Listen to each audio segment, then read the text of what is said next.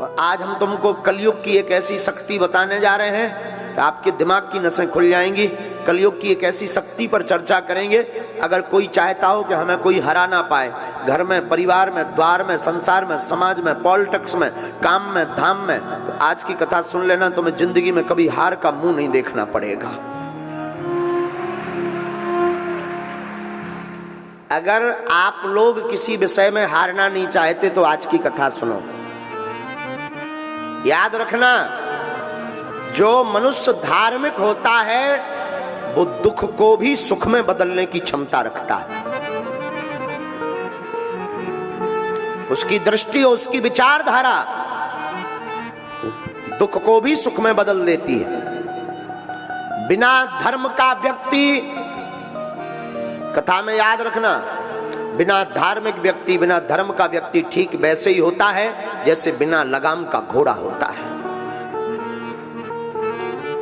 जिस प्रकार घोड़ा परम स्वतंत्र होता है, वैसे ही बिना धर्म का व्यक्ति भी बिना लगाम का होता है। और लगाम धर्म की जरूर होनी चाहिए।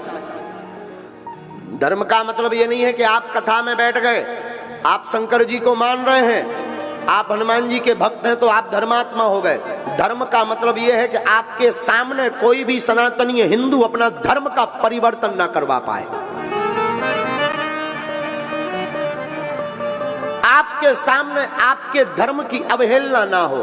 धर्म का मतलब यह है। पर याद रखना, दो धर्मों का कभी झगड़ा नहीं हुआ है, कभी नहीं हुआ है। धर्म तो एक ही है, सनातन वैदिक धर्म, बाकी पंथ हैं। याद रखना मेरे पागलो, दो धर्म का कभी झगड़ा नहीं हुआ। झगड़ा हमेशा धर्म और अधर्म का होता है, दो धर्मों का हो ही नहीं सकता है। लाइट में, केबल करंट में अर्थिंग और अर्थिंग दो वायर लगा दिए जाएं बल्ब में, तो क्या बल्ब जलेगा? जवाब दीजिए, बोलिए, क्या करना पड़ेगा? अर्थ के साथ फेस देना पड़ेगा। हाँ जी अन्ना जी, न्यूट्रल के साथ में हाँ जी अन्ना जी, तभी जलेगा ना। वैसे ही दो धर्म की कभी लड़ाई नहीं होती, लड़ाई हमेशा धर्म और अधर्म की होती है। तो आज हम आपको जो सूत्र देने वाले हैं, तुम अपने कर्म से मत भटको। दुनिया आपके ऊपर क्या कर रही, आपसे क्या कह रही, मत घबराओ। एक महात्मा नदी में स्नान कर रहे थे। स्नान करते करते वो देखते हैं कि एक बिच्छू बहता हुआ चला जा रहा। महात्मा को लगा कि हमें बचाना चाहिए वरना ये मर जाएगा।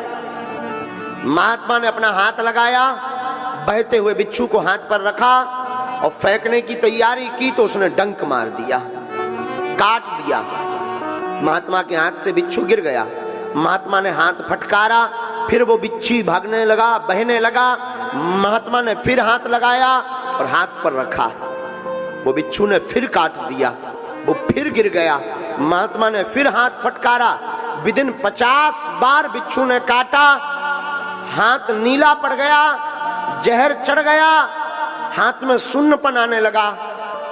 नदी के किनारे हमारे तुम्हारे जैसा कोई एक सज्जन खड़े हुए थे। उन्होंने कहा, ए बाबा, पागल हो क्या तुम? तुम्हारी बुद्धि सठिया गई? वो काट रहा और तुम उसे ही बचाने का प्रयास कर रहे हैं, ऐसे को मरने दो। क्या जरूरत है उसको बचाने की? जो काट रहा हो, जिसके साथ तुम अच्छा कर रहे हैं, वो बुरा कर रहा है, तो क्या आवश्यकता है उसको बचाने की? क्या जरूरत है उसको हाथ पर रखने की? क्या आवश्यकता है?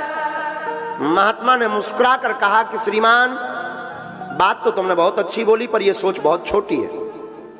श्रीमान, याद रखो, जब वो बिच्छू अपनी प्रवृत्ति नहीं छोड़ सकता, बिच्छू जब काटना नहीं छोड़ सकता, तो साधु बचाना कैसे छोड़ देवे? वो अपना काम कर रहा, हम अपना काम कर रहे। वो मरते मरते भी अपनी आदत नहीं छोड़ रहा और हम जीते जीते अपनी आदत छोड़ दें। इसलिए मेरे पागलों, दुनिया का काम कहना है, उनको आदत पड़ी है कि तुमको कुछ ना कुछ वो बोलेंगे बोलेंगे बोलेंगे, लेकिन तुम्हारी जिम्मेवारी है दुनिया को बोलने दो, तुम डिगना नहीं, तुम बहकना नहीं, तुम अपने रास्ते पर बढ़ते कदम चले जाना, एक दिन मंजिल अवश्य मिल जाएगी। चाहे वो मंजिल परमात्मा को पाने की हो, या वो मंजिल आपकी जिंदगी की हो, या कोई पद पाने की मंजिल हो, या प्रतिष्ठा पाने की मंजिल हो, या भगवान को पाने की मंजिल हो, लोगों को कहने देना, लोग कहते रहेंगे, तुम बढ़ते जाना और एक दिन मंजिल पा जाओगे मेरे पागलों। आदत मत छोड़ना, लोगों के कहने पर तुम बहक मत जाना, लोगों को कहने पर तुम हट मत जाना। याद रखना, अहिंसा धर्म है, अहिंसा ना करो, बहुत अच्छा है, लेकिन धर्म पर कोई घात करे और चुप बैठो तो ये भी पाप है। धर्म पर कोई घात करे तब बोल देना चाहिए, ये भी धर्म है।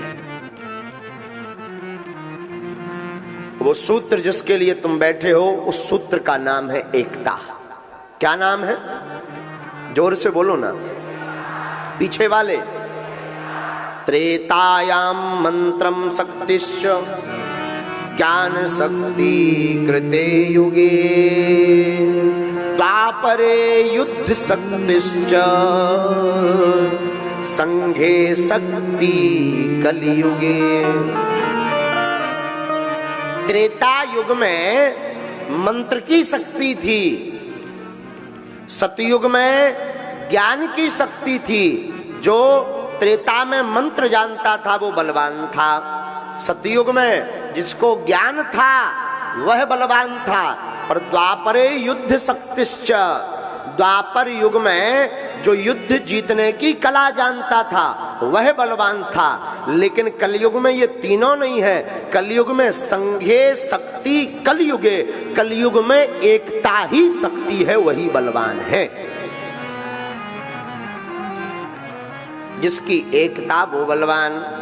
इसलिए साधुओं, एकता चाहे घर की हो, परिवार की हो, भाई भाई की एकता हो, या फिर समाज की एकता हो, अथवा हिंदुओं की एकता हो, जो एकता पर बल देता है उससे पूरी दुनिया हार जाती है।